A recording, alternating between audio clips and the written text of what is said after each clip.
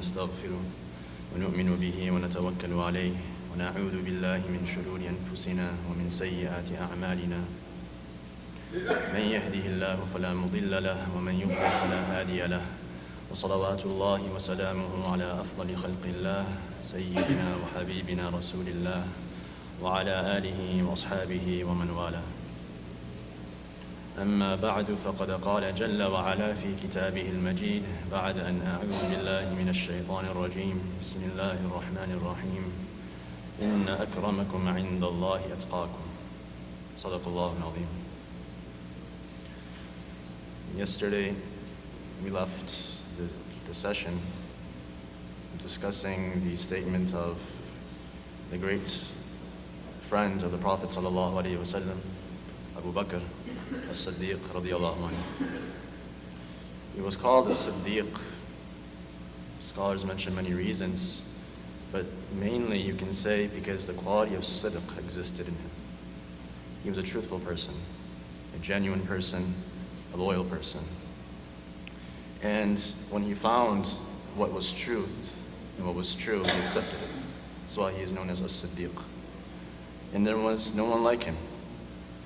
In one narration, the Prophet ﷺ said regarding him that مَا نَفَعَنِي اللَّهُ مَا نَفَعَنِي مَالُ أَبِي بَكْرٍ. No wealth has given me any avail. Allah hasn't benefited me with anyone's wealth the way that He benefited me with Abu Bakr's wealth. Which is remarkable because he was someone that not necessarily had much to give, as we know in the Battle of Tabuk, or the expedition of Tabuk. He didn't have much to give. But the wealth that he gave was of immense barakah.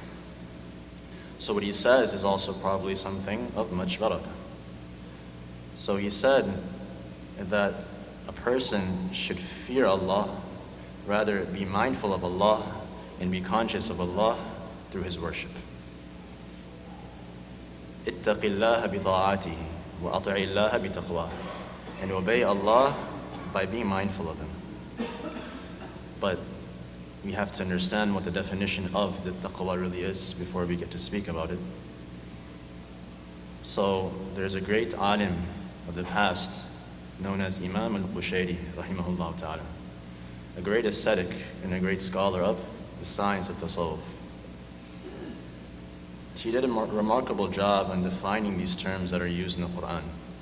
For instance, rida, for instance, wara, used in the Quran and the Hadith. Taqwa, or some of the terms that are used by also some of the ulama of tasawwuf, for instance, uzla and khalwa, and all these type of words, these terms.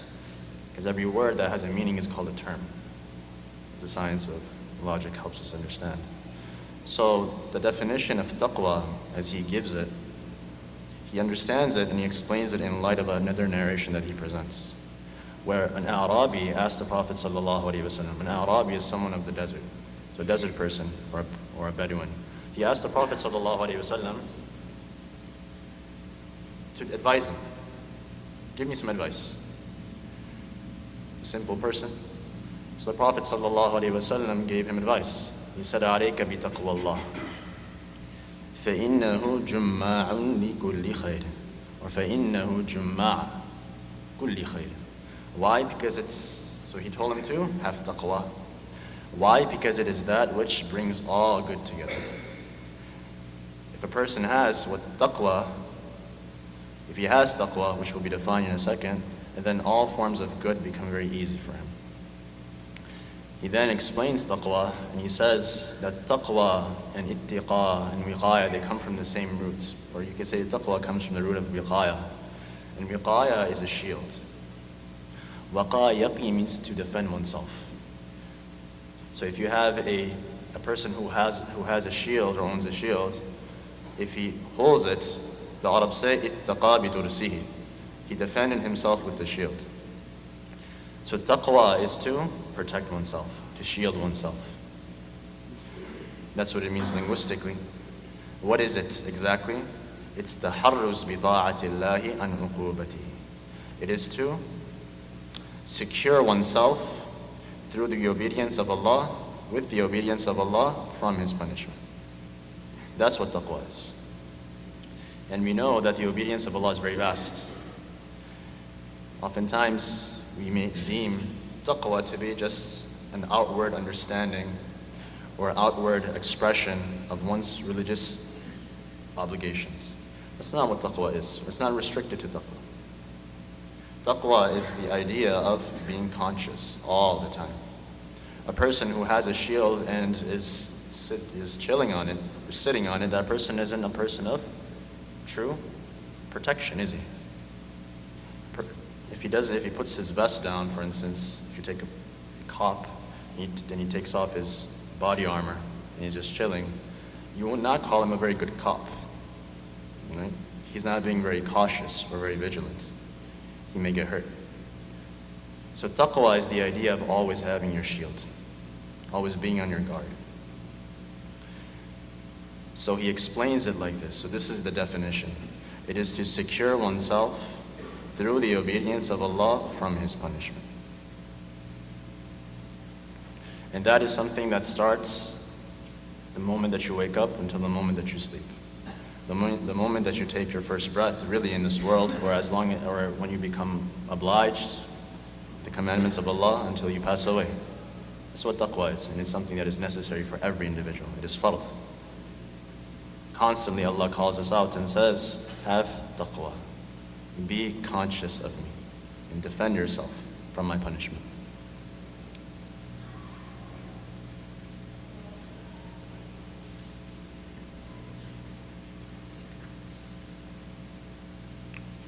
And then the statement goes on. Bismillahirrahmanirrahim. وَكُفَّ يَدَكَ عَنْ دِمَاءِ الْمُسْلِمِينَ وَبَطْنَكَ عَنْ أَمْوَالِهِمْ. He says, restrain your hand from the blood of the believers, of the Muslimin. Do not be a means of bloodshed. وَبَطْنَكَ عَنْ أَمْوَالِهِمْ. And your stomach from their wealth. Do not consume their wealth unjustly. وَلِسَانَكَ عَنْ أَعْرَاضِهِمْ. Which is the most significant to us, and protect your tongue, restrain your tongue from their dignity. Every individual has honor and has dignity. This is something that Allah has gifted every individual, and this is something that the Prophet ﷺ, in the famous khutbah that he gave, the greatest sermon that was given throughout history, in Hajjatul Wida', the farewell Hajj, he gave a famous khutbah, a famous sermon. Therein he mentioned that every individual, his blood, his honor, and his wealth is sacred. إِنَّ دِمَاءَكُمْ وَأَمْوَالَكُمْ وَأَعْرَاضُكُمْ حَرَامٌ عَلَيْكُمْ. It is sacred and it's forbidden upon the other. So a person cannot unjustly take from the other person. He cannot kill him for no reason. I don't like you, I shoot you. We all know that, but he reiterated this. Likewise, the wealth. You cannot usurp the person's wealth. You cannot take it unjustly. It's haram because it has honor. Likewise, the person's dignity. That is also something that is honorable and needs to be honored and revered. Why? Because Allah has granted that person a sanctuary. Hurma. Like in the Arabic language, the word hurma is used for haram, right? Because it's something sacred, something honorable. So a person's dignity is something that is honorable. So we are not allowed to use our tongues in a way to disparage another person for no reason. It needs to be warranted if it is warranted, if the conditions are there. But in normal circumstance, that person's honor is haram upon you. You cannot backbite him. You cannot slander him. You cannot lie to him. You cannot harm him in any form or manner. It is haram. This is the advice that he gave. It's amazing because you'll find that Abu Bakr radiallahu anh, there are very few ahadith from him. Very few ahadith. Is there any question who the most knowledgeable person after the prophets is? There's no question. Yet you can count on your hands or on your fingers how many narrations there are from Abu Bakr radiallahu anh. But this is a small statement that he made with such depth and such meaning, and it's worth repeating one more time and keeping in mind. He says, اتَّقِ اللَّهَ بِطَاعَتِهِ, that be mindful, have taqwa of Allah بِطَاعَتِهِ, by worshipping Him, by obeying Him. وَأَطِعِ اللَّهَ بِتَقْوَاهِ, and also do what? Obey Allah by being conscious of it, by having taqwa. وَكُفَّ يَدَكَ عَنْ دِمَاءِ الْمُسْلِمِينَ, and restrain your hand from the blood of the Muslimin. وَبَطْنَكَ عَنْ أَمْوَالِهِمْ, and your stomach from consuming their wealth. وَلِسَانَكَ عَنْ أَعْرَاضِهِمْ, and your tongue from their honor. Then he says, وَحَاسِبْ نَفْسَكَ فِي كُلِّ خَطْرَةٍ. But this is only possible, it's amazing. He then brings in the concept of muhasabah. From hisab. Hasaba yuhasibu means to take account. Hisab is actually translated in our academic jargon as mathematics, because you're counting. But muhasaba in the language, in the jargon of the people of tasawwuf, it means something different. You see, the language changes. The word can be the same, but the language changes. So I'll give you an example. And this goes to show the necessity of study. The word that came in the beginning was the word qadim. He used the word qadim. Many of us speak the Urdu language here, and we know that we have an understanding of what that means. Qadim. Purana, right? Purana. That's not what he meant here. In the Arabic language, linguistically, it also means something ancient. But in the terminology of the theologians, scholars of creed and aqidah, it means pre-existing. It's a name that's been given to Allah. It has a completely different meaning. So you can only imagine what would happen if you read with a misunderstanding, for not understanding the language. Likewise, the word hisab, like I just mentioned, muhasab or hisab, in the academic jargon is used for mathematics. But here it's used for something else. Here it's to take account of oneself. So he says, take account of yourself for every thought. في كل خطرة. This is an immense standard. And we know because he himself was given the title of what? Al-Imam al-Muhasibi, because he was someone who took intense accounting of himself. So take account for every thought, not just your action. Over here, he's already set the standard for the action. Before you do anything, you have to make sure that it's in line with the obedience of Allah. But here, it's even thinking. Subhanallah, you can imagine that. So he says, before you engage in any particular thoughts, you should take account. Is this something that is even worth thinking about? To take account of every thought. Then he says, وَرَاقِبِ اللَّهَ فِي كُلِّ نَفَسٍ, and be vigilant of Allah fi kulli nafasin, for every breath that you take. Why? Because every breath is something that is given to us, but it's not necessarily free. Nothing is free. If I had $1 million to offer and you only had one breath left, you would definitely buy it from me, wouldn't you? You would take it. You would leave the $1 million and you would take your breath. Because the breath is very valuable to you. But it's something that is given to you for free, but not really for free. It's given to you and we take it for granted, but Allah will take us to account for it on the Day of Judgment. So he says, for every breath that you take, be vigilant of Allah. Is there something that I should be doing at this time in some way or form that can pay back Allah for this nafs, for this breath? So he's reminding us. It's a very high standard. And then he says, and he quotes the statement of the great Amir al-Mu'mineen, radiyallahu anhu, Umar ibn al-Khattab, the first person in Islamic history to be given the title of Amir al-Mu'mineen, radiyallahu anhu.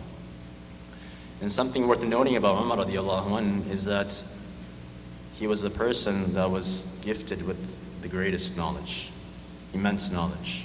There's a famous incident that Imam al-Bukhari rahimahullah and Imam Muslim narrate regarding a dream that the Prophet ﷺ had. In that dream, Jibreel came and he handed him a cup of milk. And he drank from that cup and continued to drink from it until it began to flow from his skin. Then eventually what happened, he drank and it quenched his thirst, and then he handed it over to Umar radiyallahu anhu, and Umar drank from it. And this is something that the Prophet ﷺ would do after Fajr. He would ask, Was there anyone who saw a dream that I may interpret? If no one said anything, then he would say, okay, I had a dream, and then he would interpret the dream. So this is what he did. And the Prophet, and Umar radiallahu anhu was there, and he said, Ya Rasulullah, ma ta'awwad. What interpretation do you give for this? So the Prophet sallallahu alaihi wasallam said, وَالْعِلْمِ. In one narration, وَالدِّينِ. Which goes to show that they're essentially the same. Deen is understanding and implementation. It's understanding and practice. So ilm he gave in one narration, the famous narration that Imam Bukhari has actually established an entire chapter heading based off of this hadith. So knowledge. So when a person sees milk in his dream, inshallah, that's a good sign.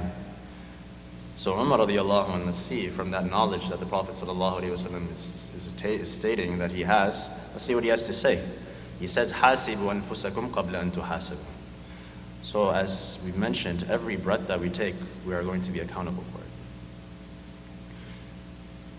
We're going to be accountable for it. So Umar radiallahu anhu is saying, take account of yourselves before you're taken into account. Nothing is for free.